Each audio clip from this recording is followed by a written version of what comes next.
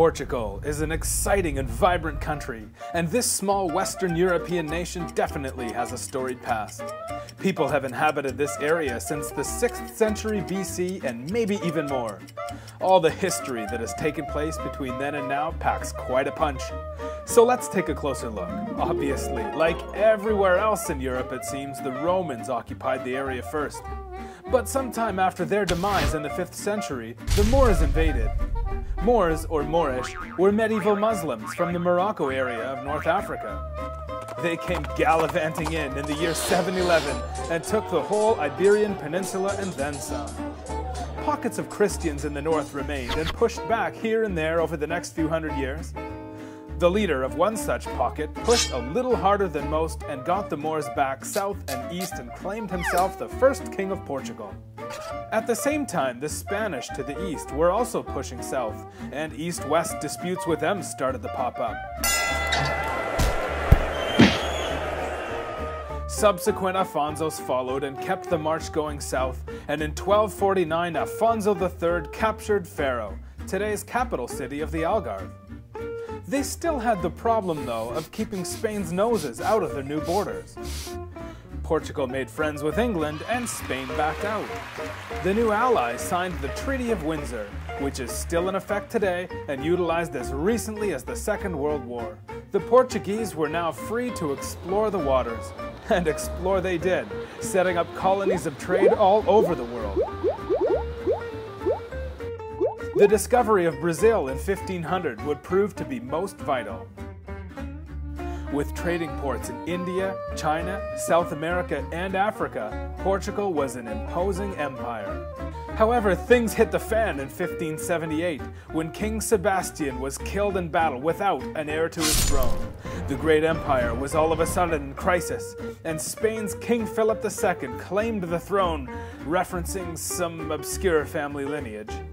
There was some opposition to this, so an impatient Philip took advantage in Portugal's time of weakness and invaded in 1580.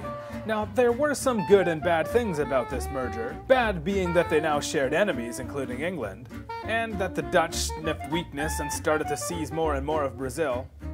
But good being that with Spain's help they managed to defeat the Dutch, and also, life wasn't so bad under the first two Spanish kings.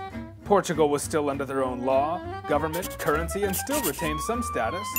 When Philip IV came along, however, things got a bit nasty. He figured he'd make Portugal a province of Spain and removed all Portuguese nobles from positions of power.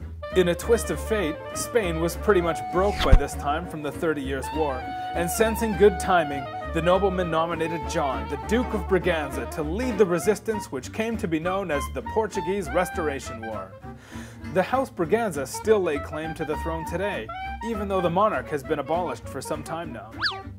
And because Spain helped them retain Brazil, Portugal was able to draw upon its wealth to help fund the war, which would last 28 years. In 1668, Spain officially recognized Portugal as independent. 20 years later, gold is discovered in Brazil, and boom, Portugal is rich beyond belief. And good thing too, as on the morning of November 1st, 1755, a devastating earthquake struck. The quake, the tsunamis, and the fires that resulted pretty much annihilated the country and everything in it. The castles, the treasures, the art, in addition to the heavy loss of life. The king at the time was Joseph I, and he had appointed this guy. We'll call him Sebastian for short, or better yet by his title, Marquis of Pombal. It was his swift reaction, his economic reform policies, and financial restructuring that allowed Portugal to rebuild quickly. His strong leadership ensured the country would not fall into ruin and hardship, and statues and other tributes to him are everywhere. His cost control measures were not favored by the upper crust, nor was he a very nice guy otherwise, so he was exiled. The years after the rebuild period also saw an invasion by Napoleon. He actually took Lisbon for a couple of years, but Portugal called on their English buddies for help. Brazil's independence followed in 1822. Some political jostling and rumblings in the African colonies bring about Britain's ultimatum, demanding the retreat of all Portuguese troops from the area known as the Pink Map, so that Britain could connect Cairo to Cape Town by rail. The fallout and the protest of this political stiff-arm basically collapsed the Portuguese monarchy. This brings us to World War I, in which Portugal sides with the Allies. But post-war turmoil and unrest lead to a coup in May of 1926, which gave power to the military and eventually saw the rise of Antonio Salazar.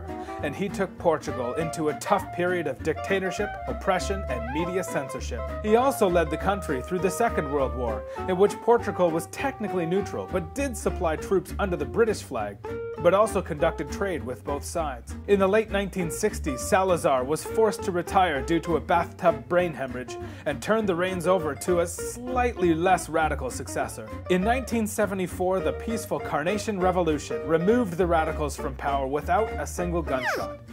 This opened the door to bigger and better things. But it was really January the 1st, 1986, when Portugal joined the economic community, now known as the EU, that things really started to turn around. Funds were made available to build roads, schools, medical facilities, and allowed for foreign investment. This is what really led to the Portugal we are able to visit and enjoy today. So there you have it, a brief history of Portugal. Thanks for watching.